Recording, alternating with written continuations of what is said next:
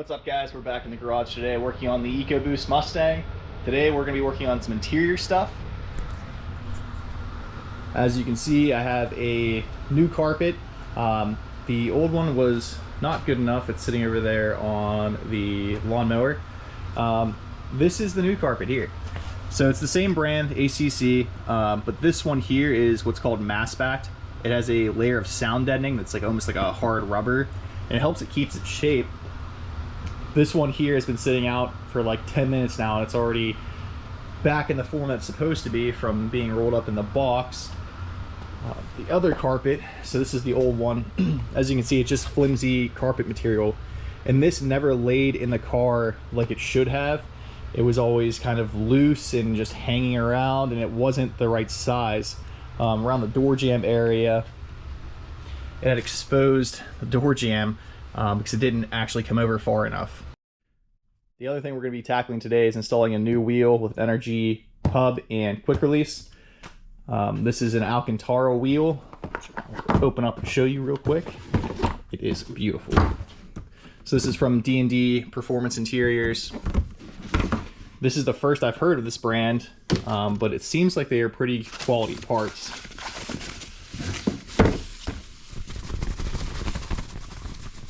Of course, it's stuck in there. There we go. So here's our D&D wheel with the gray stitching and gray center stripe. This will tie into the paint scheme of the car later on. Right now, not really a paint scheme, just kind of ratty looking. But first order of business, I had to get this carpet in. I'm gonna set the camera up on a tripod and get to work.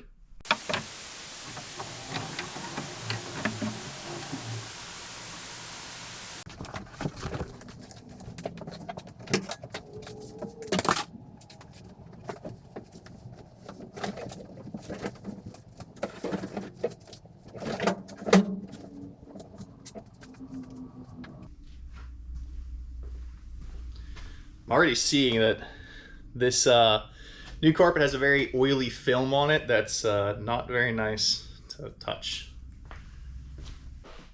As I'm getting this carpet situated, I have noticed something that this carpet has that the other carpet didn't. We have pre-marked holes for where the seat brackets go and a outline in the center for where the shifter and e-brake are supposed to be cut. So I'm gonna go ahead and do that now, cut all those holes out, make it a little easier to get in here. All right, I got the carpet most of the way in and cut. As you can see, it lines up quite a bit better along the edge here where that trim piece goes. The seat bolts where they had the holes cut were pretty close. You can see this one's a little bit off, but it fits within the hole just on the edge of it. The only thing I don't like so far is there's some like baggy pockets right beside the trans tunnel on both sides. So I don't know if maybe it's not meant for this exact car, or if it's every Mustang is different sort of thing. But I also trimmed out everything back here for the center console mount, my shifter hole, which the shifter hole is different because of the TKX trans, so I had to cut out like a custom one.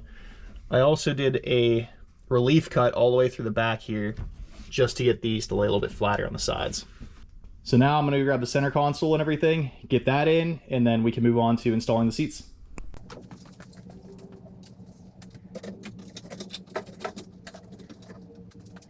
The center console frame thing is in, but I wanted to show you guys this, a little mod I did. This is an LMR, well, I got it from LMR. This is the center console with cup holders and the rear pocket. What I've done to this one though is I've added a wireless charger, and I can go ahead and hook this up via USB-C, plug that in there, and then on this side here we have a 12 volt to 5 volt converter. And then this plug here I just stole. I'm not sure exactly what it originally did, but this has switch 12 volt. So I plug this in, and now I have wireless charging inside of my center console. With the TKX trans, we have the shifter hole a couple inches further back than stock. So I had to make a custom shift boot slash shift cover area, whatever you want to call it. I just had some flat carbon fiber laying around, and I bought this boot and bezel kit. So that slides on. And it matches really well with my carbon fiber shift knob that I have. All right, let's go grab the last big piece for the interior. Here are my Corbeau RRX bucket seats that are reclinable. Pretty good for a daily driver-esque car that we got going on here.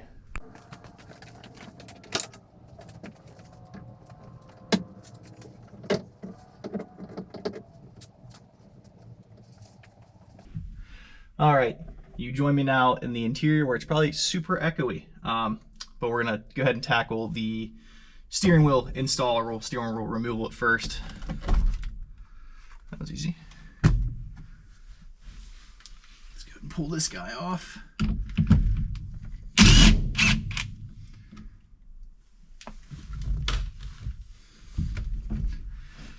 Oh boy.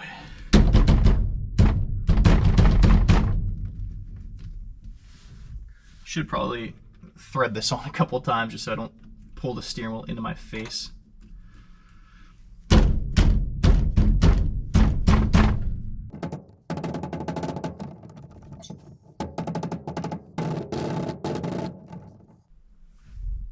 It doesn't want to come off. All right. So I actually forgot that I have this little Harbor Freight gear puller here. I'm not going to tighten this down while I'm sitting right here because I feel like this is just creating a bomb with projectile aimed at my face. So I'm going to tighten this from outside the car and see what happens.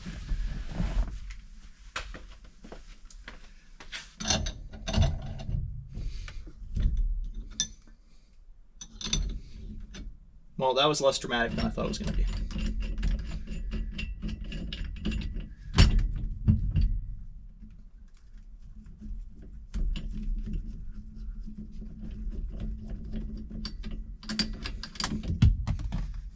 Harbor Freight for the win. Nice. All right. Now I'm not sure what else in here has to come out. We are just kind of winging it.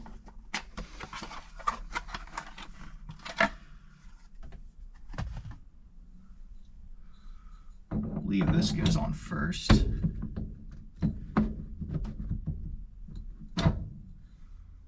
Oh yeah, so it's even got the tracks for the horn button. That's good.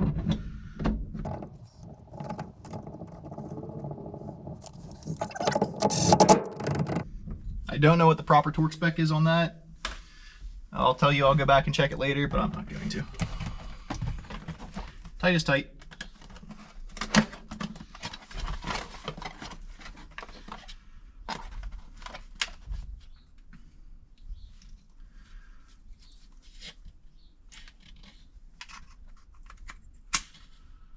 Now we've got our quick release here. This is actually the carbon fiber quick release with the carbon fiber handles. It's a little bit more, but I think it looks cool. It's real carbon.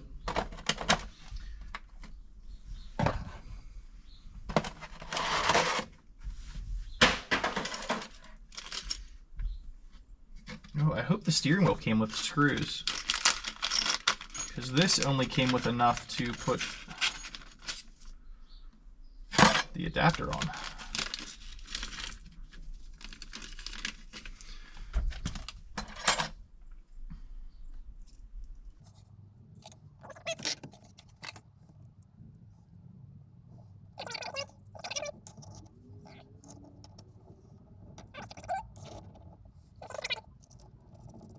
This might require me to go back and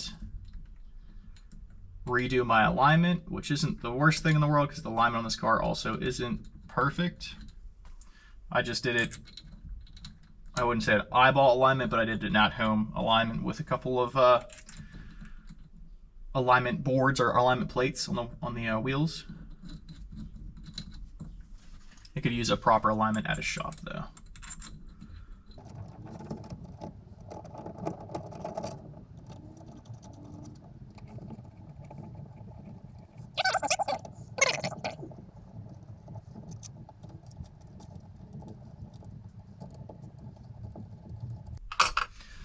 All right, the in-car stuff is all assembled now. Let's go ahead and attach the wheel to the quick release.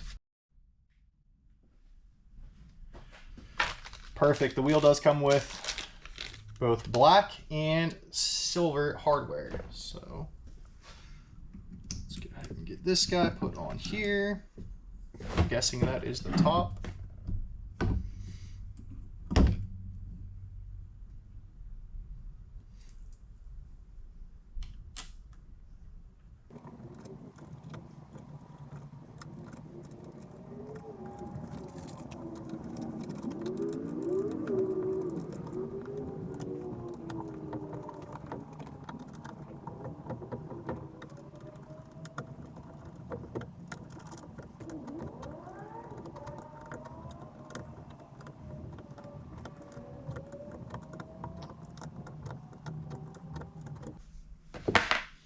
And to finish it off, the D&D horn button.